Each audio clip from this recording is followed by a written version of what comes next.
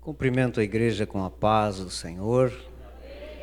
Convido os irmãos para nós abrirmos a palavra do Senhor em Filipenses, capítulo 2, versículo 5 até o versículo 11. Hoje nós temos o tema sobre o Senhor Jesus Cristo, da nossa declaração de fé. E vamos abordar esse tema tão importante, que é o centro da nossa fé, do Evangelho. E queremos então ler esse texto com os irmãos, que diz assim: Filipenses capítulo 2, versículo 5 em diante. Tenham entre vocês o mesmo modo de pensar de Cristo Jesus, que mesmo existindo na forma de Deus, não considerou o ser igual a Deus algo que deveria ser retido a qualquer custo. Pelo contrário, ele se esvaziou, assumindo a forma de servo, tornando-se semelhante aos seres humanos e reconhecido em figura humana. Ele se humilhou, tornando-se obediente até a morte, e morte de cruz. Por isso também Deus o exaltou sobremaneira, e lhe deu o nome que está acima de todo nome, para que ao nome de Jesus se dobre todo o joelho, nos céus, na terra e debaixo da terra. E toda língua confesse que Jesus Cristo é o Senhor, para a glória de Deus Pai. Abra também a Bíblia em João, Evangelho segundo escreveu João, capítulo 1, verso 1 até o verso 4. João, capítulo 1, verso 1 ao 4, diz assim: No princípio era o Verbo, e o Verbo estava com Deus, e o Verbo era Deus. Ele estava no princípio com Deus. Todas as coisas foram feitas por ele, e sem ele, nada do que foi feito se fez. A vida estava nele, e a vida era a luz dos homens. Amém? Os irmãos podem tomar os vossos assentos. Esse é um tema dos mais importantes que eu encontro na palavra de Deus, que fala sobre Jesus Cristo. E na nossa declaração de fé, na página de número 49, eu quero ler com os irmãos esta introdução que nós temos na nossa declaração de fé, capítulo 3, que diz assim: Cremos, declaramos e ensinamos que o Senhor Jesus Cristo é o Filho de Deus e o único mediador entre Deus e os seres humanos. Ele é a segunda pessoa da Trindade e foi enviado pelo Pai para ser o Salvador do mundo.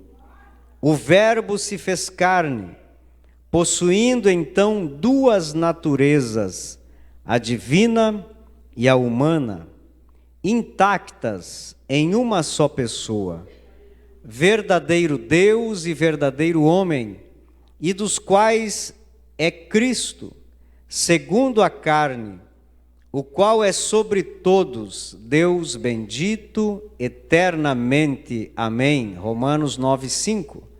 O Senhor Jesus Cristo é o único Filho de Deus e possui a mesma natureza do Pai. Jesus disse: Eu e o Pai somos um, João 10:30.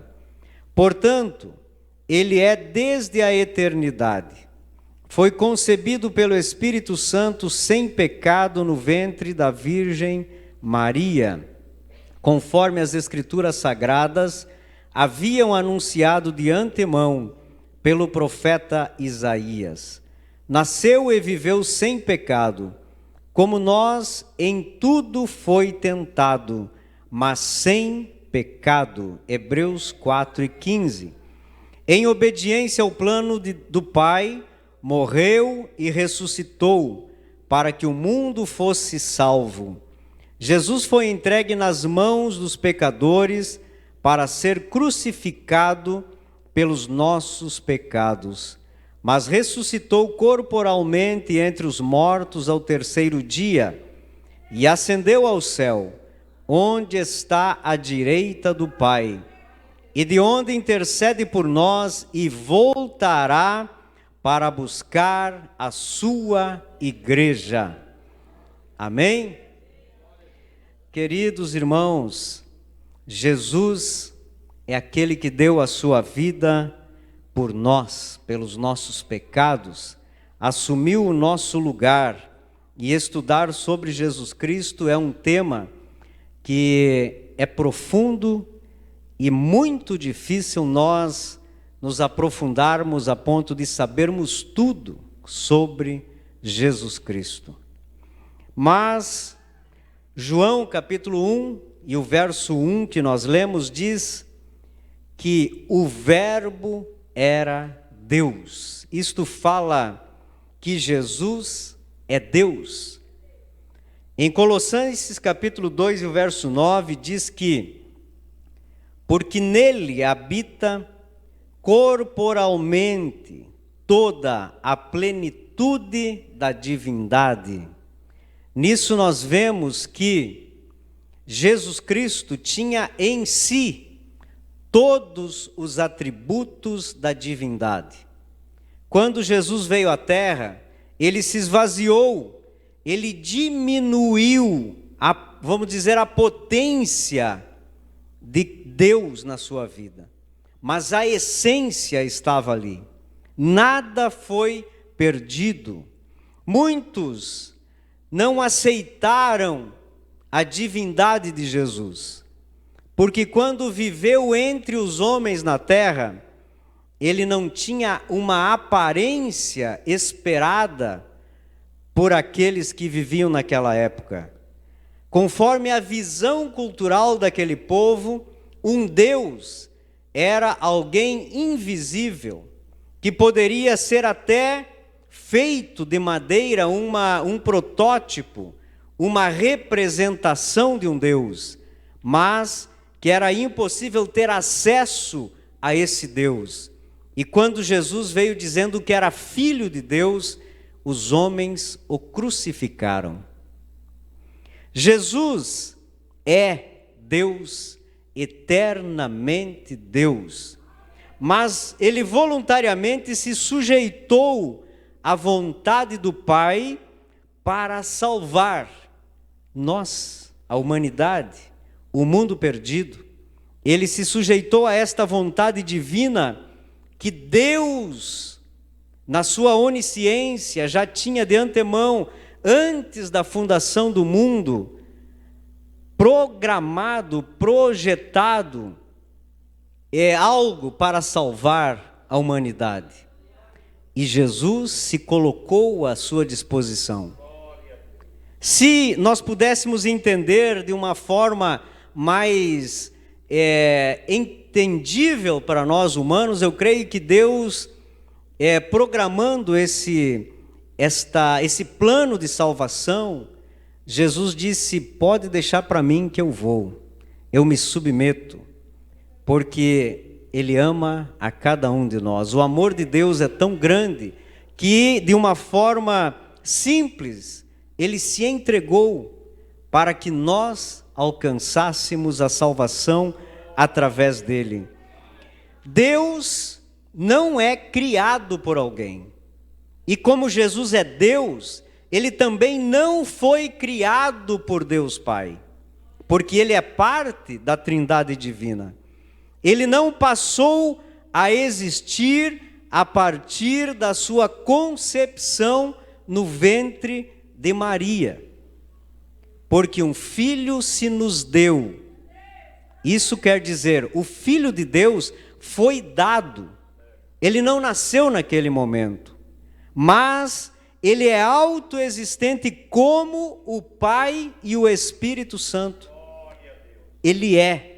Ele não passou a existir, mas desde a eternidade Ele é Deus, assim como o Pai, assim como o Espírito Santo. Jesus é o nosso Deus. João capítulo 5, verso 26, diz assim: porque como o Pai tem a vida em si mesmo, assim deu também ao Filho ter a vida em si mesmo. Ele não depende de outro para viver. Assim como nós, a nossa vida está nas mãos de Deus. Foi Deus que nos deu. O homem, ele sabe que a sua vida está em Deus. No momento em que Deus disser, terminou o tempo, alguma coisa acontece e nós passamos a não viver mais, acaba o nosso ciclo de vida. Mas Deus não, Deus tem vida em si mesmo, e Jesus da mesma forma, porque é eterno, Ele é Deus, e Deus não morre, Deus é vida.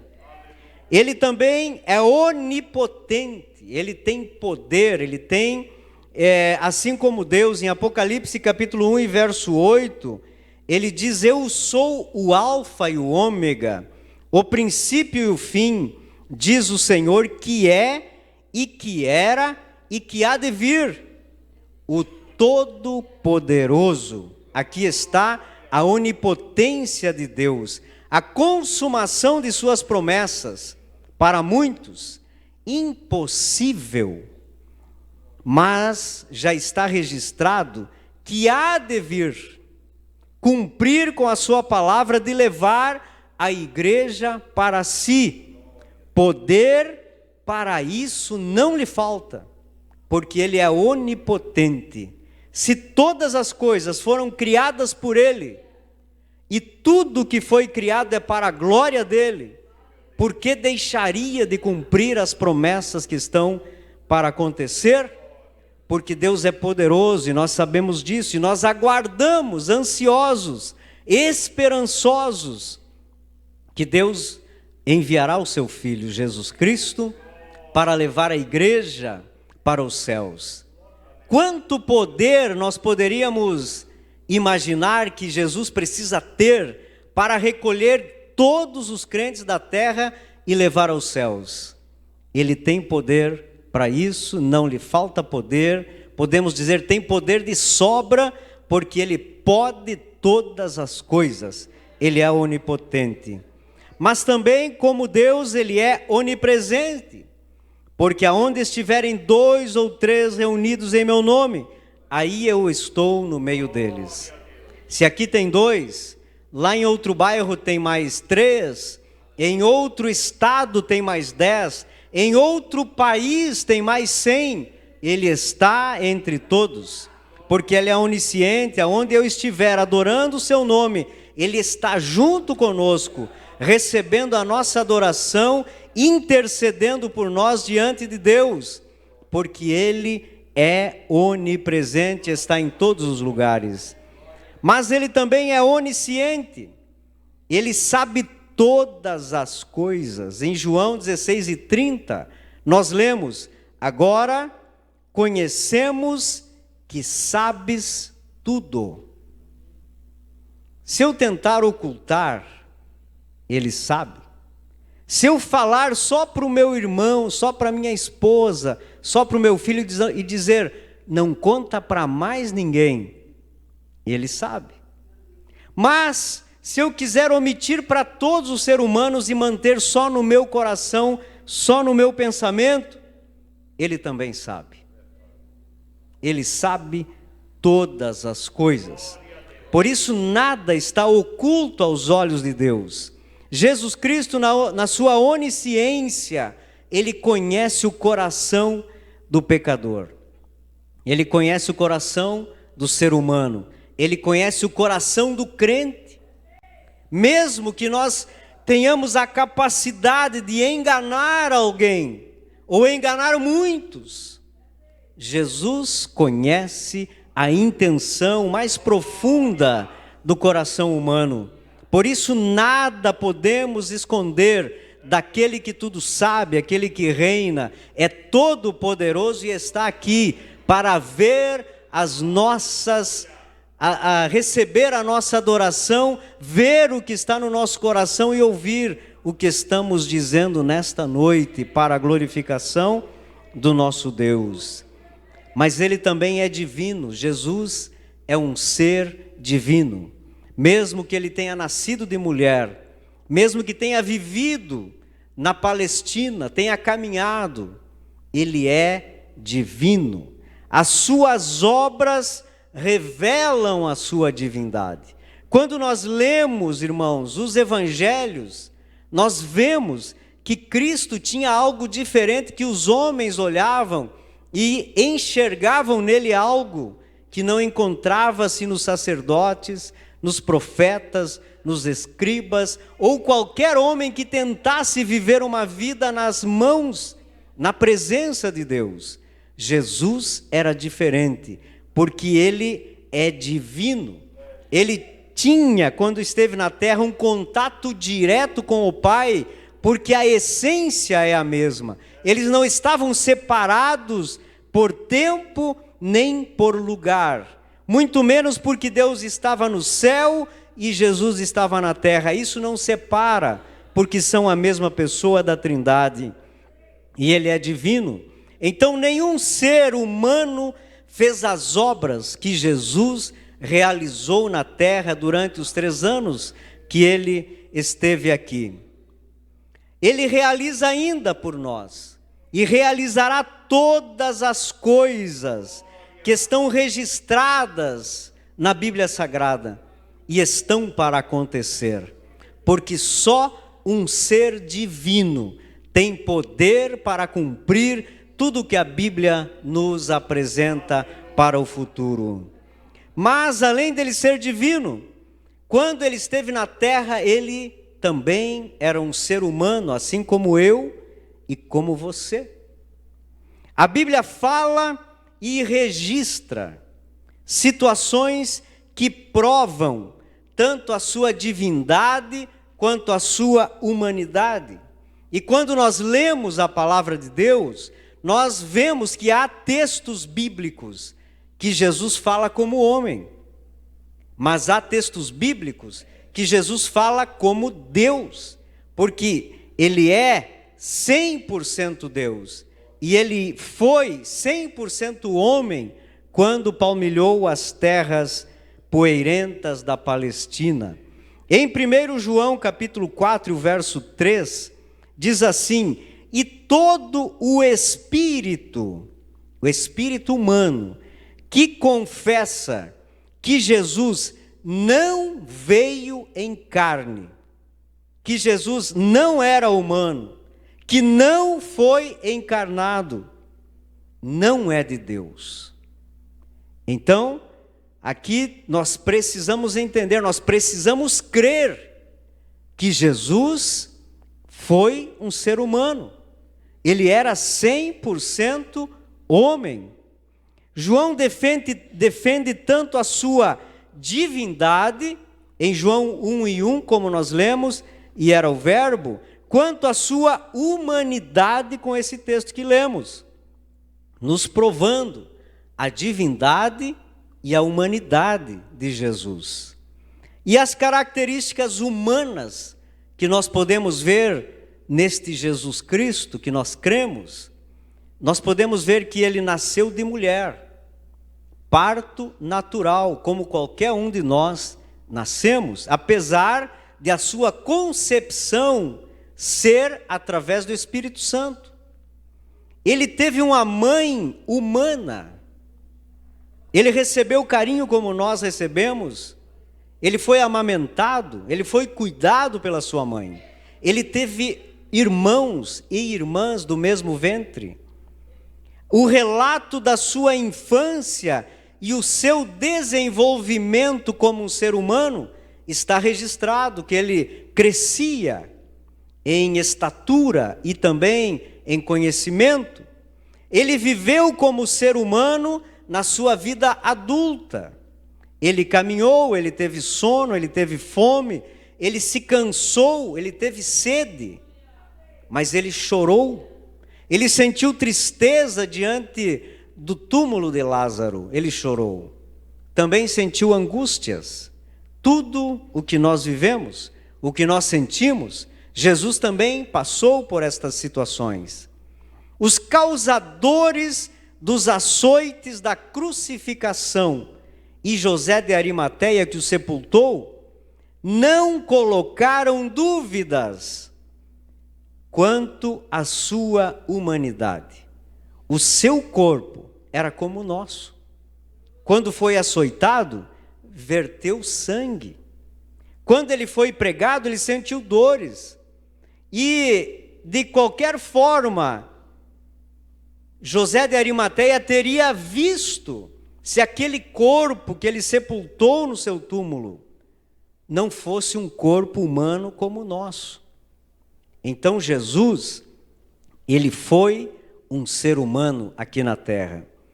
E essa encarnação, a encarnação de Jesus, ela foi necessária para satisfazer a justiça divina. Se fosse um ser humano pecador como nós, não satisfaria as exigências de Deus, por sermos pecadores. Porque então cada um de nós deveria morrer pelo nosso pecado particular. Nenhum de nós poderia morrer para perdoar o pecado de todos.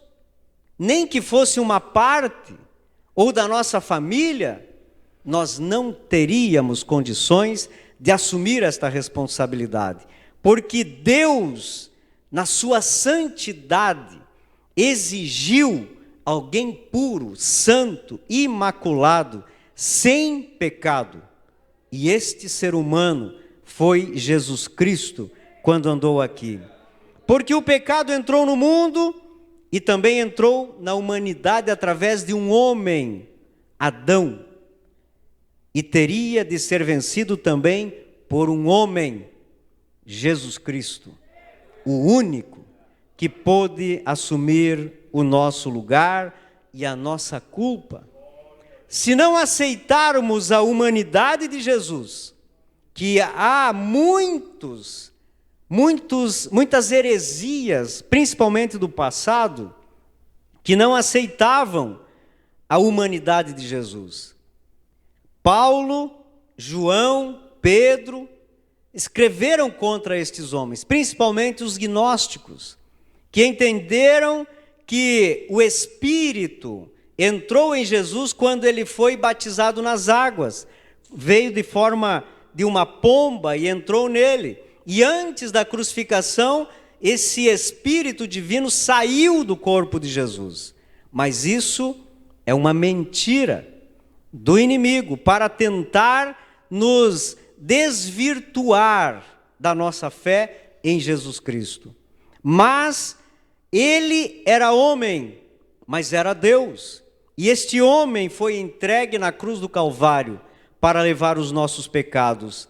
Então, nós precisamos aceitar a humanidade de Jesus, porque a esperança de perdão de pecados da humanidade estará acabada se Jesus não for um homem, se não for filho de um homem, se não for filho de Maria, se ele não for aquele que viveu, cresceu e foi entregue na cruz para perdão dos nossos pecados.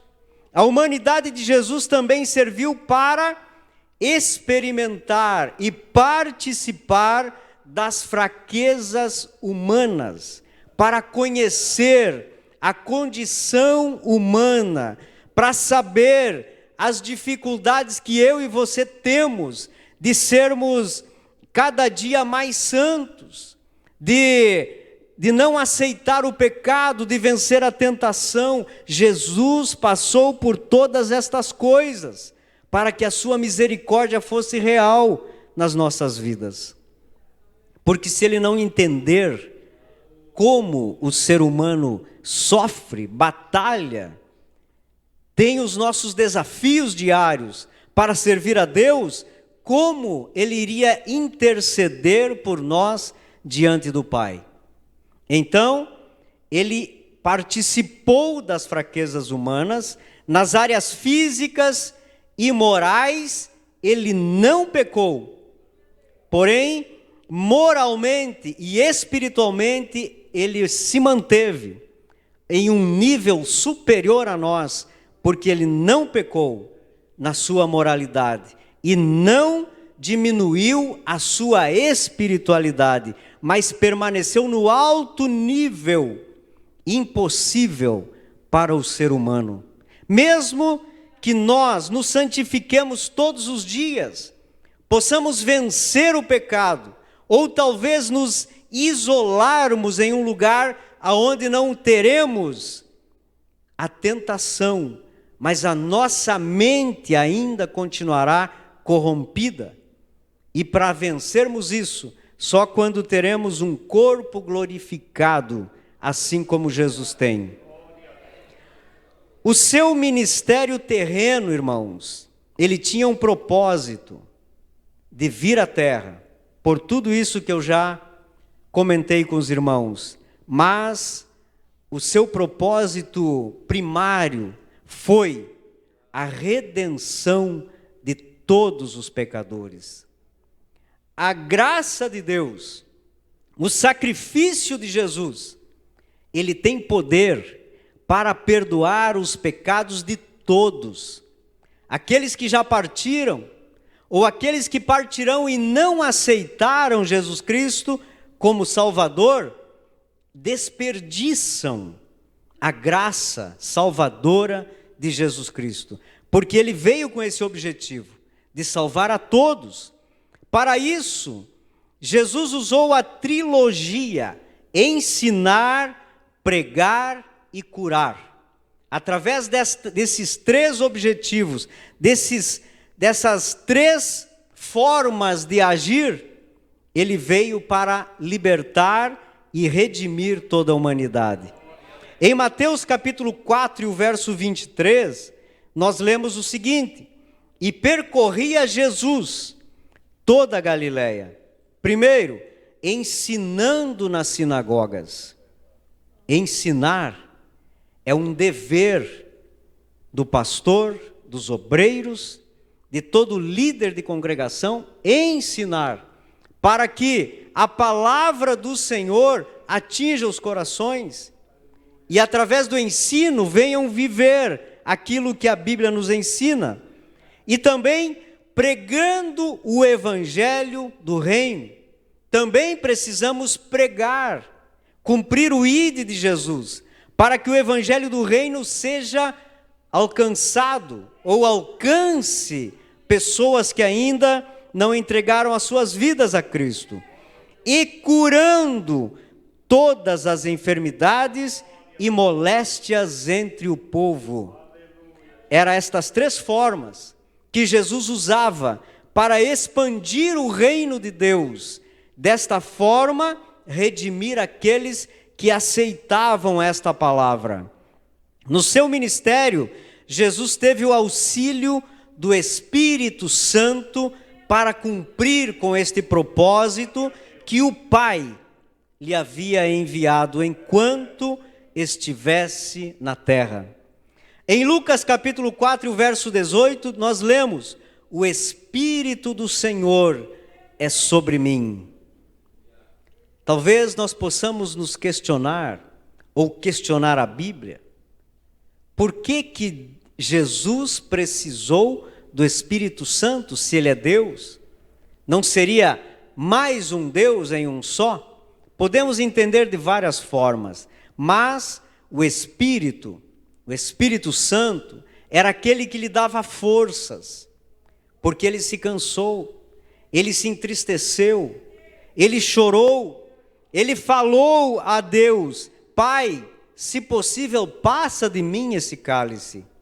Mas nesses momentos, o Espírito Santo vinha lhe dando ânimo para vencer os desafios impostos pelo propósito de Deus na terra. Porque ele também foi tentado como nós, mas não pecou. Mas o objetivo do diabo era fazer ele pecar. Senão o diabo não teria o tentado. Mas o Espírito Santo Consolador, que nos fortalece nas nossas dificuldades, que está junto conosco nas nossas tristezas, estava com Cristo também, para lhe dar força, lhe dar ânimo, lhe dar vigor, lhe auxiliar no momento da oração, nas noites inteiras que passou em oração pelos discípulos, pela igreja e para cumprir com todo o propósito que Deus Pai havia lhe incumbido. A sua mensagem, irmãos, era pregada com simplicidade, clareza, originalidade, mas acima de tudo, com autoridade. Jesus tinha autoridade, porque Ele é a própria palavra poderosa, Ele é o Verbo. Tudo o que vinha dele não podia ser contestado. Jesus tinha resposta para todas as perguntas. Quantas vezes os fariseus tentaram lhe pegar em alguma palavra, mas ele tinha poder de argumentação. Desde menino, quando os seus pais o esqueceram no templo, ele debatia com os doutores da lei. Deus estava encarnado em Jesus Cristo, com todo o poder e autoridade. Ninguém o venceu, nem em palavras. Quando alguém achava que o estava encurralando com alguma pergunta ou com alguma opinião, Jesus se saía com clareza, com parábolas, como Jesus era magnífico nas suas palavras, porque tinha autoridade, a sabedoria divina estava totalmente a seu favor. E João 7,46 diz: nunca homem algum falou assim como este homem. E quando nós vemos, quando nós lemos, quando nós pregamos sobre Jesus Cristo, a palavra de Deus tem poder. Quando lemos as palavras de Jesus, algo diferente acontece. Porque Jesus é aquele que fala e cumpre. Jesus é aquele que fala e as coisas acontecem. Quando Ele diz, nós não temos dúvida, porque Jesus falou e nós cremos na sua palavra. A sua autoridade era além do que os homens podiam imaginar. Isso prova que Ele era o Messias prometido do Antigo Testamento. Ele foi prometido pelos profetas. Jesus tinha autoridade sobre a natureza. Acalma-te, mar, acalma-te, vento. Só Jesus Cristo pode acalmar as tempestades. Ele tem poder sobre o pecado. Mateus 2,5. E Jesus, vendo-lhes a fé, disse ao paralítico: filho, perdoados estão os teus pecados. Nós não temos poder para isso, mas Ele tem poder sobre os pecados. Ele tem poder sobre a morte. Lázaro, sai para fora. Ele tem poder sobre o diabo e os seus demônios. Quando Ele usou a palavra ao ser tentado pelo diabo, quando Ele libertou o gadareno, nós vemos o poder de Deus sobre as hostes infernais. O diabo pode vir com todo o seu exército, mas não é páreo para o Cristo que morreu na cruz do Calvário para nos libertar da morte e do inferno. Lucas capítulo 4 e versículo 40 fala sobre as enfermidades, o poder de Deus sobre as enfermidades. Ao pôr do sol, todos os que tinham enfermos, com diferentes tipos de doença, os trouxeram a Jesus, e Ele os curava, impondo as mãos sobre cada um deles. Ele cuidava das pessoas, Ele se preocupava com as pessoas de modo completo. Ele curava a alma, e também curava o físico, para que o seu nome e o nome do Senhor fosse glorificado. Queridos irmãos, ele era o Filho de Deus aqui na terra. Continua sendo o Filho de Deus nos céus. Mas há poucos dias nós falávamos na escola dominical, Jesus disse: eis que estou convosco até o fim. Ele está aqui, ele está lá. O Espírito Santo, ele foi enviado, mas ele já estava aqui, mas ele está lá também. Deus Pai está conosco, mas está no céu, porque não há lugar que possa comportar Deus. Ele é Espírito e ele está em todos os lugares na sua trindade divina, na sua essência. E este Filho, a Bíblia chama de unigênito. E o que é? No grego, nós lemos que é monogenés. São duas palavras. Monós quer dizer único, só, solitário. E genós quer dizer raça ou tipo.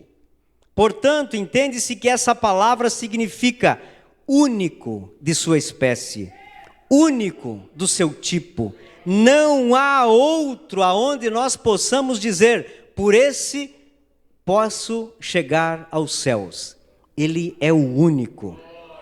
Só ele. Não tem outro. Jesus não tem outro filho desta mesma essência. Nós somos filhos por adoção, mas Jesus é filho divino, é singular, não há outro. Deus, singularmente filho, o Jesus Cristo que nós conhecemos, porque ele é unigênito, transmitindo a ideia de consubstancialidade com Deus. Ele é um com Deus. E ele escreveu, ou ele falou em João 10:30, eu e o Pai somos um. Não há outro. Não há outro que possa dizer, eu sou filho de Deus, eu sou o Messias. Muitos Messias surgiram na história, mas só um ressuscitou ao terceiro dia. A sua morte e ressurreição é um ponto de muita importância, porque é o tema central do Evangelho. Pois, se o relato da sua morte, ressurreição e ascensão ao céu não for real, é vã a nossa fé. Inclusive, existiu pessoas que pesquisaram os escritos, buscaram médicos, historiadores, para tentar desmistificar a morte e ressurreição de Jesus, para descredibilizar este relato. Mas só encontraram mais provas de que Jesus viveu, morreu e ressuscitou. Por isso a nossa fé, ela está firmada em um Deus que cumpre com a sua palavra e que intercede por nós, que morreu pelos nossos pecados e vai vir novamente buscar a igreja do Senhor. Tudo que Jesus viveu e sofreu foi anunciado desde a antiguidade.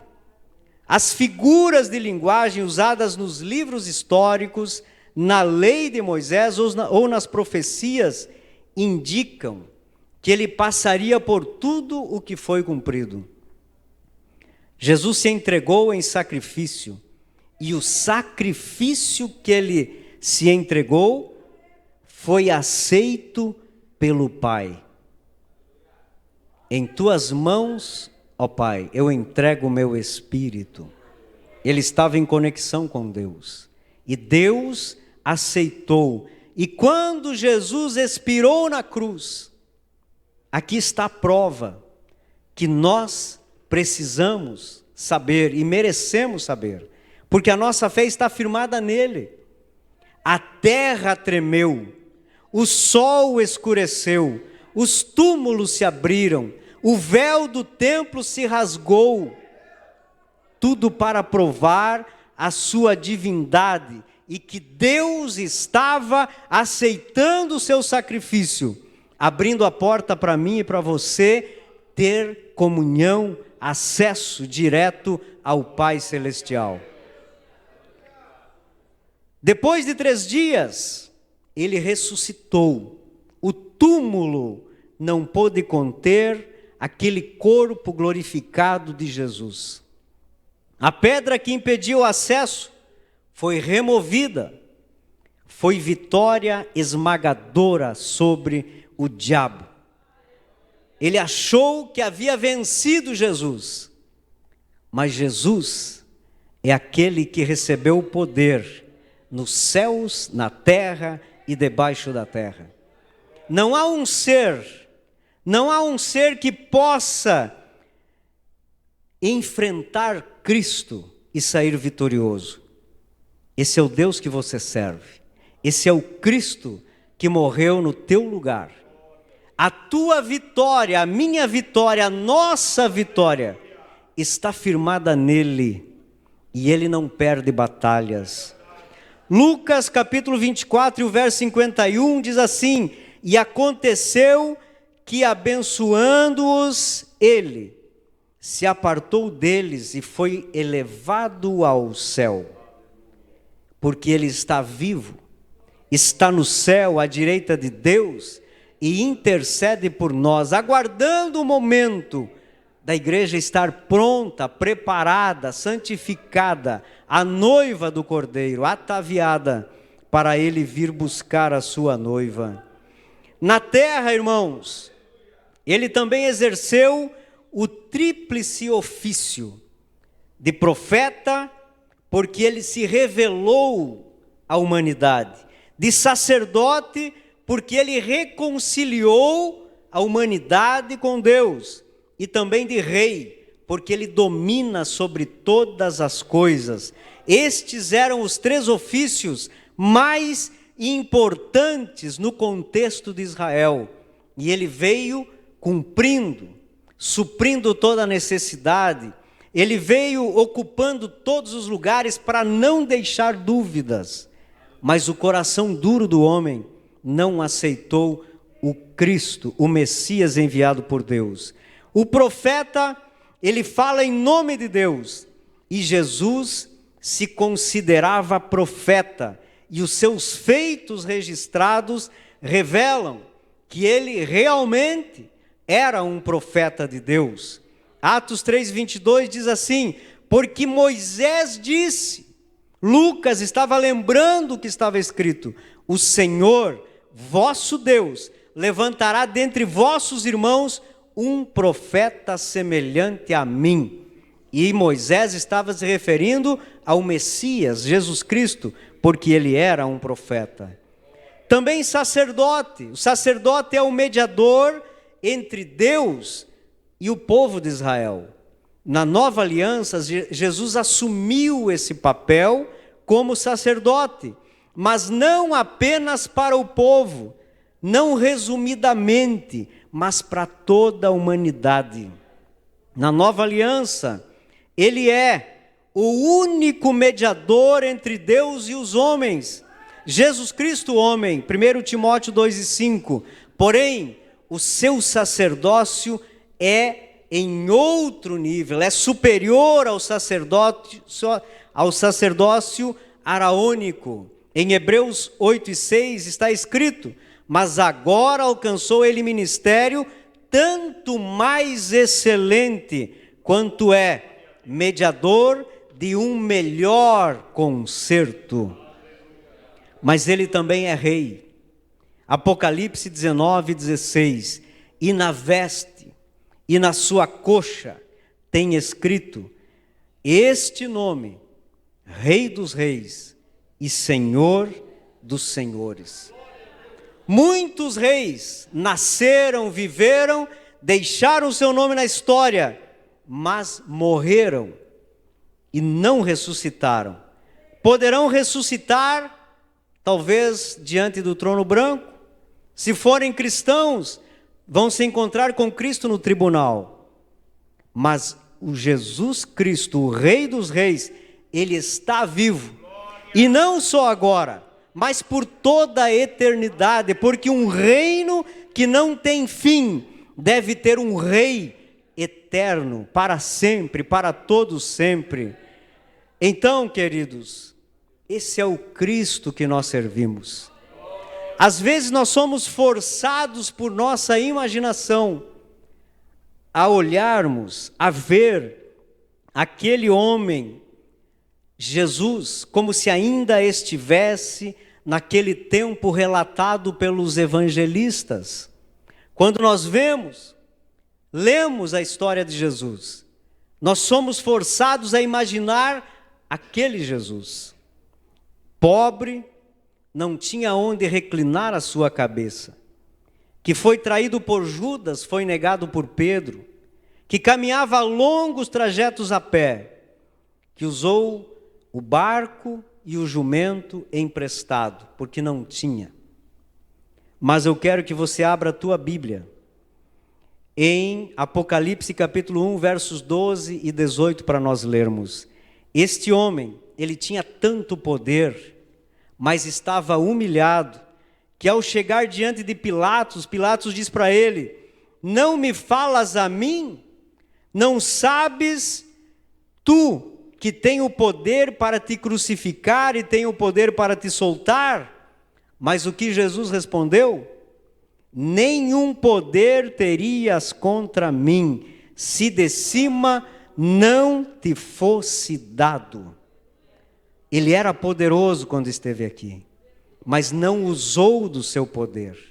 Ele se humilhou a si mesmo para cumprir com o propósito do Pai. Mas o Cristo que nós servimos, que nós cremos, é este de Apocalipse capítulo 1, verso 12.